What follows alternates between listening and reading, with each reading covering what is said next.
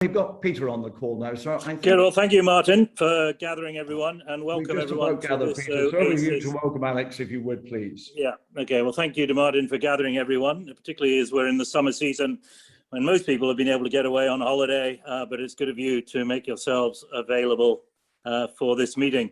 Personally, I am absolutely delighted that Alex is agreed to speak to us. She's been a true supporter and friend of mine since I arrived at St Cuthbert's, and has always been ready and willing to help out. I first met her when I started to go to the Caledonian Spa. As many of you know, I suffer from chronic arthritis, and I manage it by swimming every day. And although it's tough and I'm in a lot of pain most of the time, my visits to the Caledonian every morning really do give me the boost that I need. Not just the physical boost, but the personal boost of always having a smiling face, welcoming you every morning. And that is so important.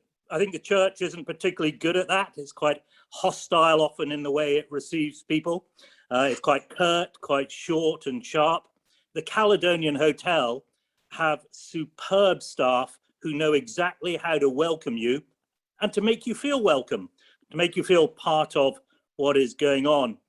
When I first met Alex, she was running the spa, but her skills were such that she very quickly was picked up for, as it were, higher offices in the Caledonian Hotel. And she now has that most important of tasks, managing people's expectations. And as we know from the church, people's expectations can be totally unrealistic. And I think people at the moment, and it's all of us, are suffering from a real sort of myopic approach to life. We're so short-sighted and caught up in our own worlds that we fail to see what's going on around us. A lot of that's because we've been stuck on screens like this from our own homes. Somewhere like the Caledonian Hotel, though, knows that it's got to put aside any difficulty and really treat every single guest as if it was a royal visitor. And that's where Alex is now managing the quality control at the Caledonian. I can say it's a 5-star institution. And it's also wonderful to know of its history, not just as a railway hotel, but being close to the site where St Cuthbert's had its first poorhouse.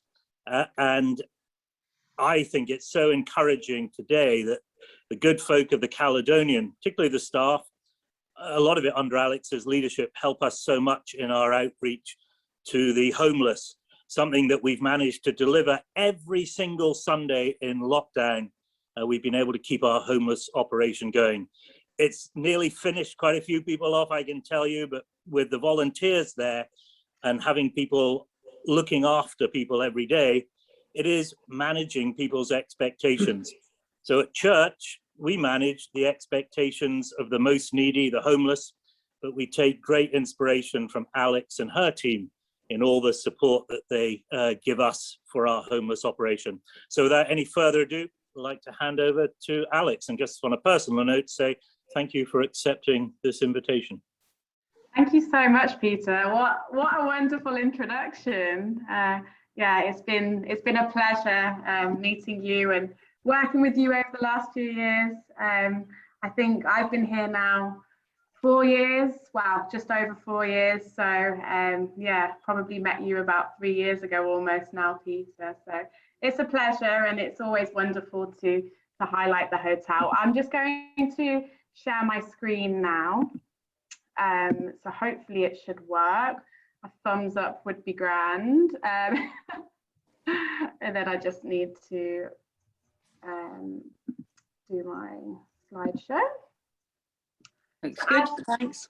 Wonderful. So as Peter rightly said, yeah, I'm now the Quality Assurance Manager in the hotel.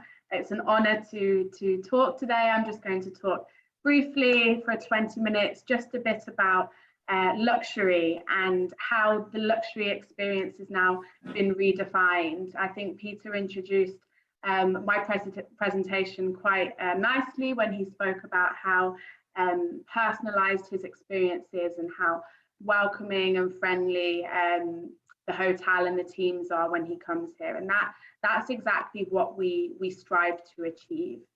I just want to start off with this quote, and it says, "People do not buy goods and services, they buy relations, stories, and magic."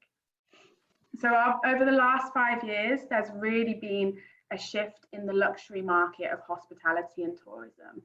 I think traditionally we'd see luxury as, white glove service, very stiff, suited and booted, marble floors, and to a lot of people still now it can be very daunting. As you may or may not know, our hotel was built in 1903. It's the Caledonian Railway Hotel, it was originally. And it's a grand dame in the city. You can't miss us with that big red brick hotel on the corner of Princes Street and Lothian Road. But still, to some people, it can be such a daunting experience. They are not sure if they can even come into our establishment, into a hotel such as this. So it's really interesting to see how luxury has now developed, and people are starting to feel more comfortable about going to luxury establishments. And we know the trend in terms of retail and expenditure over the last few years, young people, my generations, and so on, we have more money to spend, and we're spending it on more high-end goods, and there are lots of trends in that area. So we're seeing that in terms of hospitality and tourism, which is fantastic.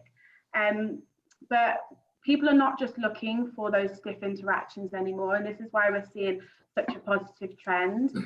Luxury consumers are now seeking more spiritual and emotional motives, such as fulfillment, creativity, belonging, contentedness. This drives their desire to travel and to experience more hotels, restaurants. And I think when Peter described earlier the smiling faces when he comes into the hotel and the friendly people, I think that really helps to create that sense of belonging and welcome and comfort when you come in. And that's exactly what we seek to create for anyone that walks into a hotel, whether they're staying with us, whether they're coming for a spa treatment, dining, or just want to wander in to have a look at how beautiful our Peacock Alley lounge is. And so feel free, that's thank you, feel free to come in and have a look if you've never been in before, if you want to come see. Come and have a look. And this is really how I just wanted to start the presentation, to say luxury has been redefined. Luxury is open to everyone. It's that place where you feel that sense of belonging, you feel you can be yourself, be at home, but be well looked after. And when you come into our hotel, we want you to feel like you are part of the family and that you're right at home, and that anything you may ever need or imagine that you need, we can do the best we can and fulfill that, and fulfill all of your expectations during your time here. I just wanted to bring up briefly, I'm not really going to go into data today, and more about the emotional connection, that's more my side, but it's fantastic to see that actually this data, which was from 2020 from the World Tourism Organization, showing that international tourism market share, so Europe holds 51%, which is the majority, which is fantastic. And that is great news for us in the UK, in Scotland. It means that people want to travel to us, and people will travel to us. But it's fantastic for our economy. It means that people are willing to travel. The trends in terms of wellness now, people wanting to travel to feel that sense of belonging, contentedness, but also to look after themselves. And there's a big trend in terms of wellness. And we are really seeing that as we come out of this last year and the COVID season. We're really seeing that people do still want to travel, and that's really positive news for us as hospitality and tourism industry, but also economically for the UK and for Scotland. And we can just see below some leading drivers of family travel decisions. So right now, all of our guests are leisure. The corporate world's had a bit of a shift in terms of working from home, but we've got all of the leisure guests, all of our domestic travellers from the UK wanting to come away, and so many people that are experiencing Scotland for the first time. But I just wanted to link this here with the fact that we strive to create an emotional connection with our guests. And it's really positive to see that family travel decisions are now based on activities for the entire family, a place young children will enjoy, and a place where we don't have to worry about our children's safety. And then you've got the others, once in a lifetime trip. But I really just want to focus on the fact that people want to travel, families want to travel because they want their children to feel safe. And what we strive to do here, not just with families, but all of our guests, is to create that safety and to create that emotional connection whereby our guests just don't need to worry about a thing. And I think these travel decisions and these trends are really positive for the luxury market, because we are now catering more to the needs of families, not just couples, honeymoon couples, anniversaries, special occasions. We're now seeing that trend broaden, and our consumer base now broaden to families as well, which is fantastic. Luxury, it seems, can be a small thing, such as creating a meaningful experience or showing you care. But large or small, it should create an emotional connection with people, the product and the brand. So as we really seek to meet the needs of our consumers and of the luxury consumer, personalization and that emotional connection and the meaningful experience, that's really what we're all about. And that's what we train our teams to do. So from the minute our teams walk in, or from the minute our guests walk through the door, until the moment they leave, we're not just giving a hello and letting our guests walk through. It's more about engagement. And as I mentioned earlier, traditionally, we all know luxury can be that white glove, good morning, madam, good afternoon, sir. We keep those elements in terms of luxury language. However, we're now more engaged with our guests. We really want to know how they are. Why are they coming to us today? What can we do to make this a really special experience? Because with luxury does come a price point, and there does come a higher cost. But now our consumers, they're more concerned about the value for money as well, especially as we've got domestic travelers coming to the hotel. Some people are spending more than they usually would. And luxury can't just get away with the marble floors, beautiful decor, and the nice food and drink now. It's more about that emotional connection and how they feel and how we can make them feel, and leaving that lasting memory. As Peter said, he loves to come in, and he's now a member in the spa, but also has, experienced the afternoon tea with his family. And we've got some guests that come into us every single day. And I'm not joking, we have some people that come in every single day to have a cup of tea with their friends, to have some cake. And I can tell you there's at least 5 people now who we know and we see at least twice a week. And they bring their friends as well, or they just come on their own. And for them, this is their home, and we've made them feel like family. And they don't just sit there, they engage, and the teams know them by name, and the teams know exactly what's going on in their life, and the teams really want to engage and make a difference and do what you can. So we're not just concerned about the money and having the custom. We are really concerned and interested in our guest experience and who our guests are, and what we can do to go that extra mile and provide more than just a standard service to our guests. So how do we do this? I've got some binoculars, goggles. So how I train the teams is we need to have our luxury goggles on, or our luxury glasses. We're detectives. We can't just let the guests walk past, let them go. We need to find out as much as we can about who this person is, what can we do for them. So that extends to pre-arrival. As soon as the guest books, we have information about them. Okay, that's us being detectives, we've got this information. What do we know? We might know where they come from. We might know that they're celebrating a special occasion. We definitely know how many people are coming. We know if it's a family, if they've got children, babies, etc. So this, to start with, is key nuggets. I call them golden nuggets of information that we can use to really personalize the experience for our guests and really make it the whole experience as they want it. And so from the pre-arrival, we also are in control of making phone calls, sending emails, so we can also gain more information through our communication. The communication is key for us, and keeping all of this information in our database so that we can act on it. So that then as soon as the guest arrives, whether that's to stay in the hotel, to come for afternoon tea, we can already wow them. We've got their name, we use their name straight away. We know why they're coming. It's a special birthday celebration, it's an anniversary. We're recognizing some really key moments and some things that if you go to some standard hotels, restaurants, you know, these things are not always picked up on. You're not always called by your name, or you're not always recognized for having a birthday. I know on my birthday, I went to a nice place in Edinburgh for breakfast, and I won't name any names.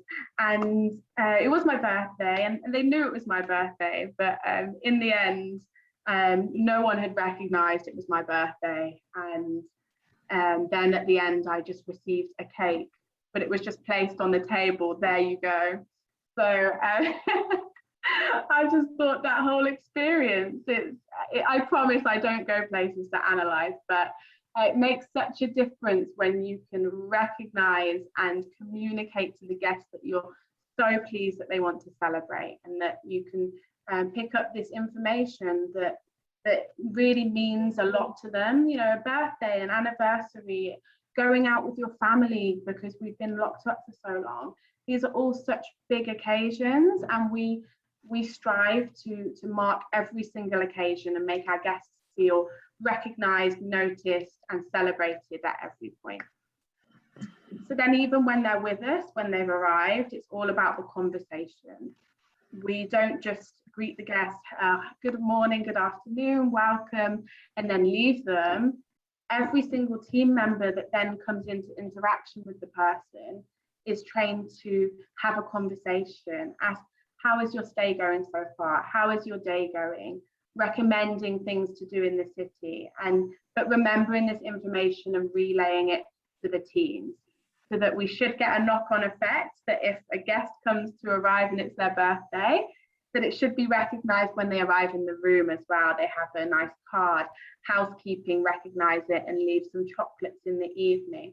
The next day at breakfast, the breakfast team recognize and give some birthday mimosas, for example. So we really just train this culture here of engaging with our guests and having fun and being human, and just really caring and making all of our guests feel really valued.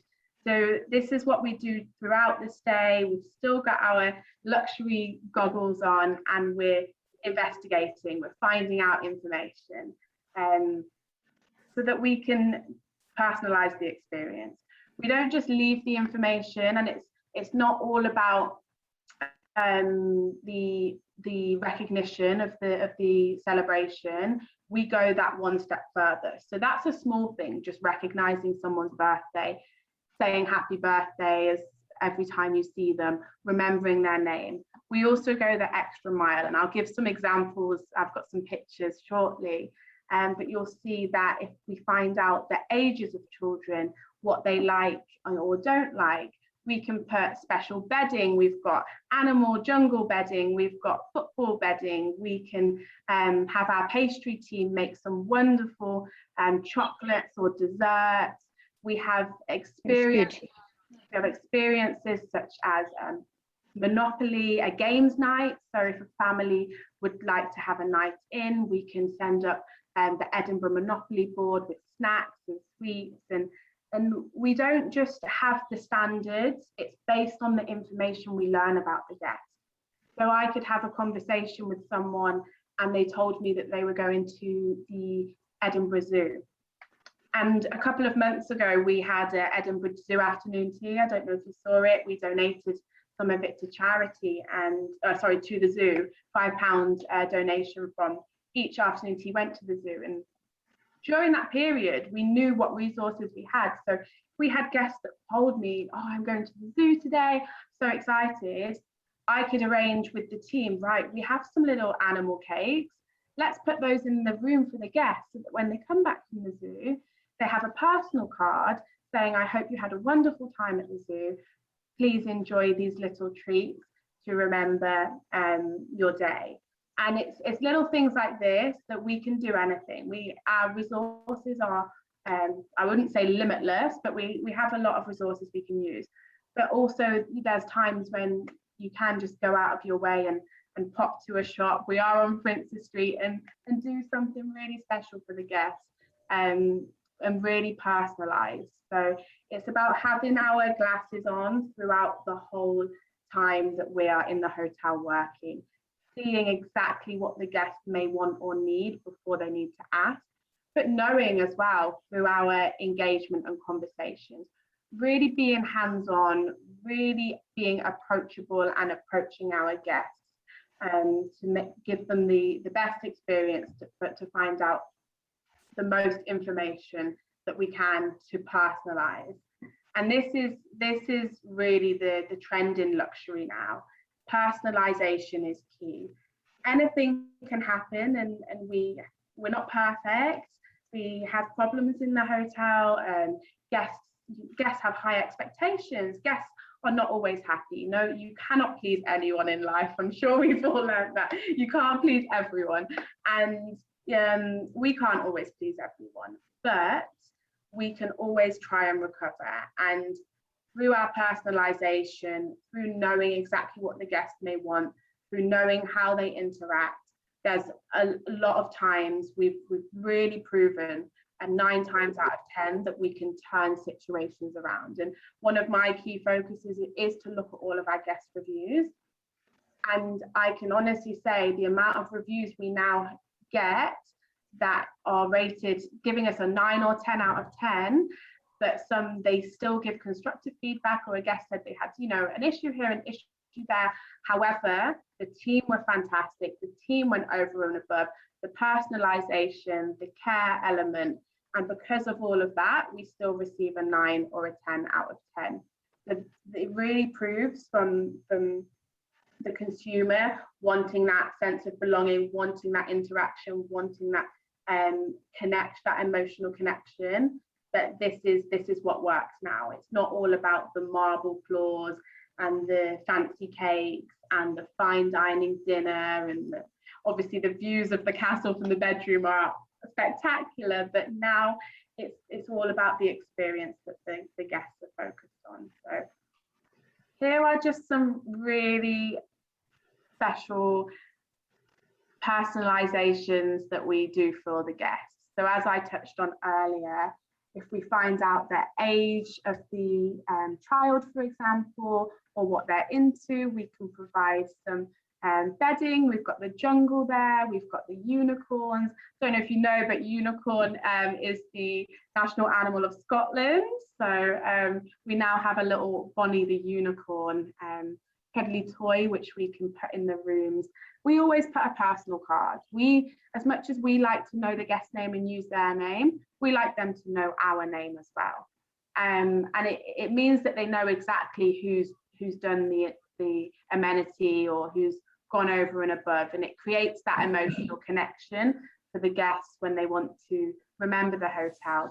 They'll remember it because they remember the people or the specific person that created that experience and that really went out of their way. So as you can see, there's a few things there. The housekeeping love to arrange the cuddly toys. So again, that's another way to have our luxury goggles on. You can read the room with housekeeping, tidy the guest room. they can see what's in there. Is the guest into running, sports? Okay, maybe we'll put some extra water bottles in their room and write a card. This is the next time you go on a run. Some really simple things there. And then there's some bigger things. So we have obviously the unicorn there. This is our wonderful pastry team. They created these amenities for some children. I think it was the children's birthday and it was their first time in Scotland. So we've got the Highland Coo there and we've got the unicorn. And it's all edible, believe me, super, super tasty. And these just create that wow moment, the moment that the guest wants to take a photo, they'll remember. And as we were talking about families earlier, it's really, I'm not a parent, but it's really important for parents to know that their children have been considered and looked after.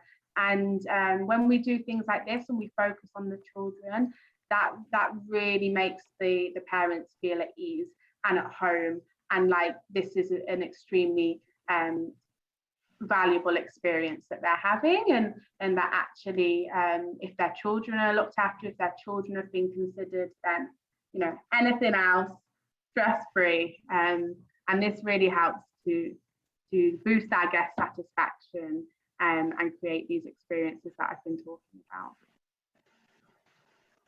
Finally, we always want to be the first to say hello, as Peter said. We're always smiley, friendly.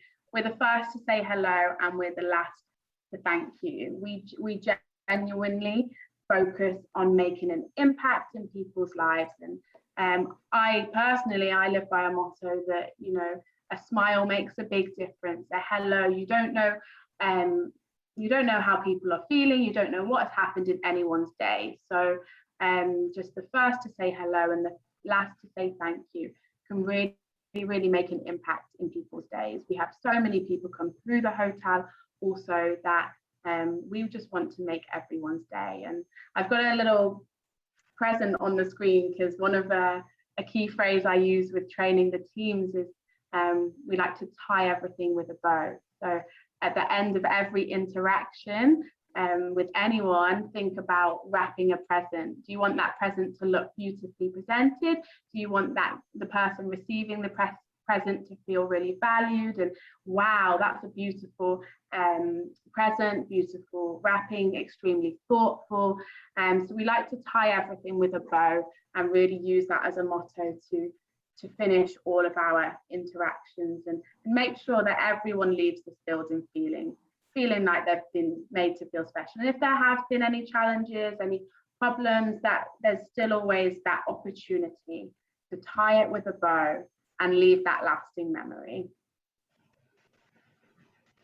So that's all from me, a brief 20 minutes on personalization and that emotional connection that we strive to achieve in our hotel, and now in luxury hospitality, you really do see that trend happening. There's been a lot of programs on TV recently about hotels, so I'm sure if you're interested, you can watch and see how a few more hotels personalize the experience and shift the luxury now to the emotional connection side. So, yeah. Are there any questions?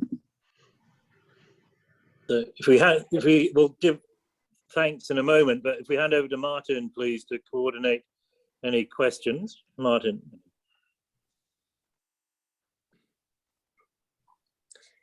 Yes, just coming off mute. Alex, thank you. That was absolutely fascinating. And we'll make more general comments in a moment, but our tradition is, if you're all right to stay for 10 minutes, to ask our guests to raise any questions they wish to make, and we do it in the conventional style. We can stop sharing screen now, I think. That's it. That's perfect. Yeah. And if people just give me a little wave, I'll spot them and we'll ask questions as we go through. The one comment I make, just while people are thinking of their questions, what is so fascinating about the business of welcoming people and giving them an experience and knowing their names and thanking them for their contributions and participation and so on, it is very akin to what we try to do every Sunday morning. I don't claim that we get it right every Sunday morning. What I am saying, of course, we could learn a lot from you about how to do this for different people. I have been told off before, this is at a golf club, for being too cheerful, but I'll come back to my question about that later. So that gives people a chance to raise a question or two. If you've got a question or two, please raise a hand and we can take around. David's going to start us off. Over to you, David, please. Thanks very much, Alex. I suppose just following on Martin's comment about being too cheerful. I've been to establishments where it's clear that they're using my name because that's what they've been taught to do, and it's not genuine. So I suppose I just wondered, how do you, because I think what people want is genuine relationship, connection, value. And just because someone used my name, a complete stranger, when I walk into a fancy restaurant, I'm not sure that that really makes me feel valued, because I know, because you just told me that they're taught to do that. So I just wondered, how do you instill that genuine aspect of communication in your training? Yeah, of course. So we do train the teams on authenticity and to be authentic and to be more themselves now. So we don't want our team to just do exactly, you know, the standards that we want them to do the standards, but we don't want them to be stiff and, you know, using a script. We want them to authentically have a conversation with the guest and you know, share a bit about themselves as well, and really just spark up conversations. So although I train to use the guest name, I also train to show genuine interest, and just the simple "how are you today? How is your day? What have you been up to in the city?" can really, these open-ended questions are what I train on, to open up a conversation whereby it's more natural then to have a conversation. And if the guest talks about what they've been doing in the city or the plans, then the team member can go from there and talk about their favorite places in the city and be authentic in that way. Of course, I also train to read the guest. There are some people who don't want to have a conversation.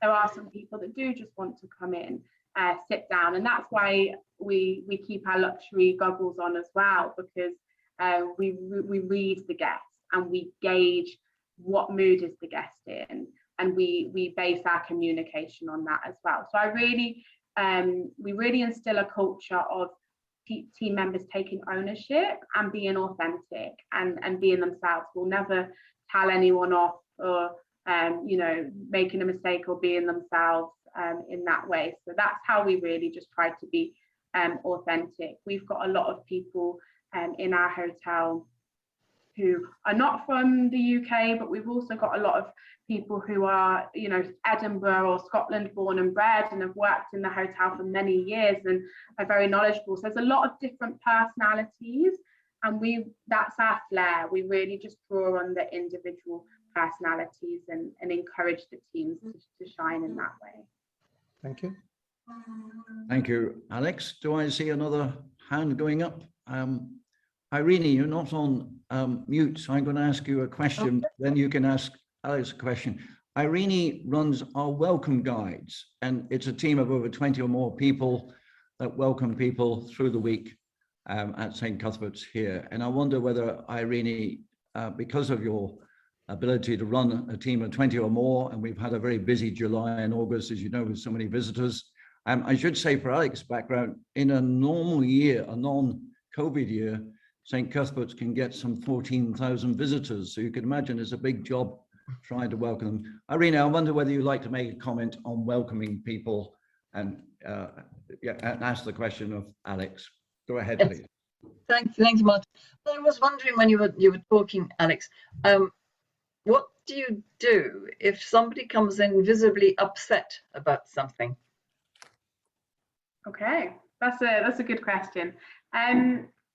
If someone comes into the hotel and is really upset about something, then we always empathize and apologize. So we've got this model, we call it the heart model, and we just basically use our head, we empathize, apologize, and we respond accordingly. So a lot of the time we would genuinely be interested as to why the person was upset.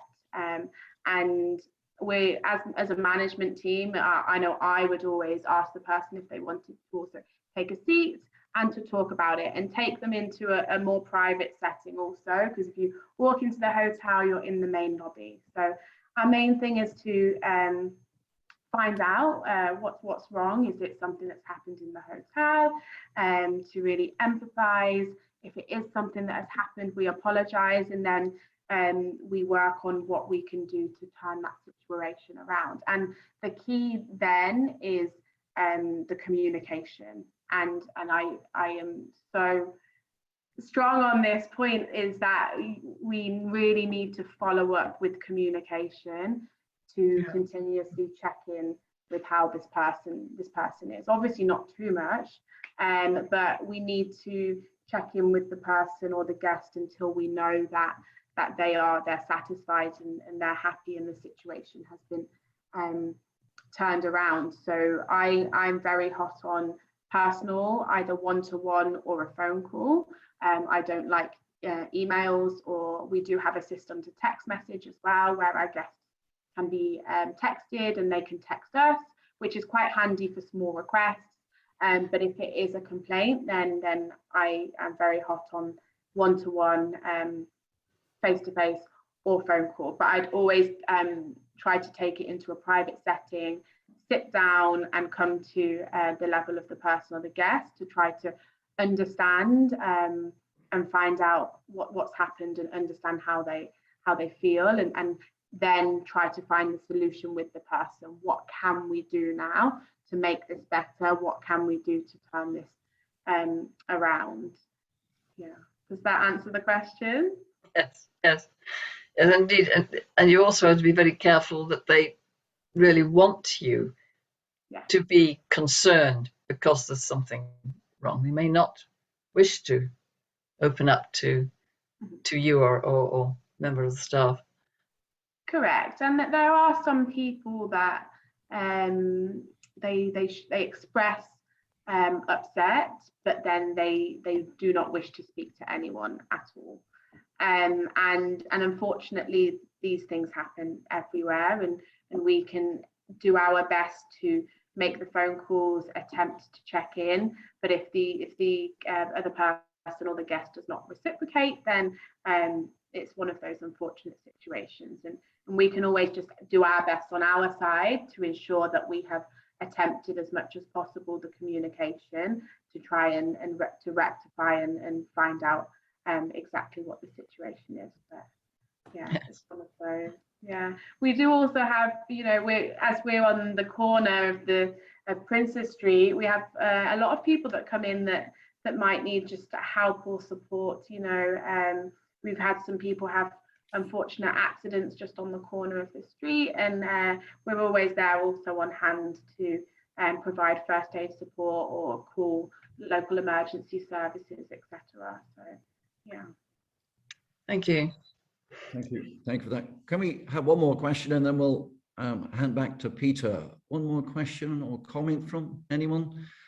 Ian, you're very good at reacting to presentations and so on. Ian, would you like to come off mute for a moment and just to make a comment of what Alex was saying, and then we'll... Yes, I mean, Peter.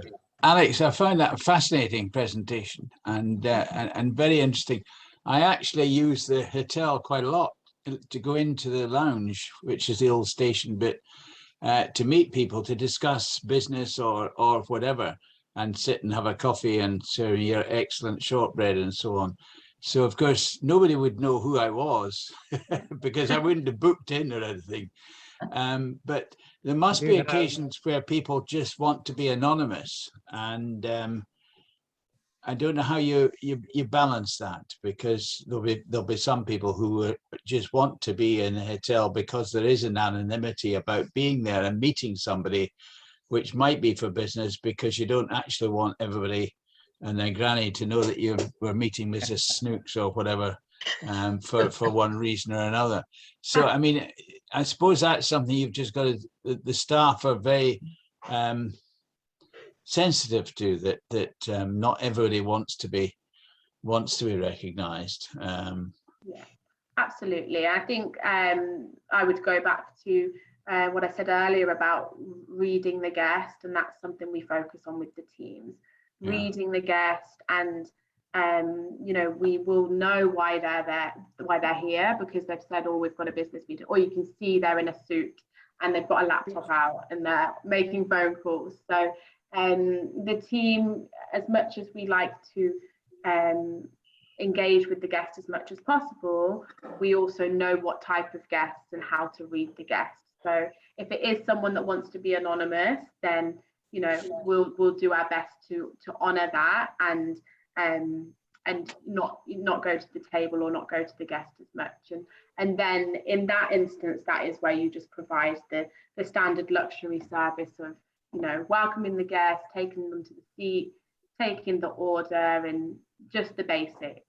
And in these situations, it is a little bit more difficult to personalize and go over and above how we would wish to.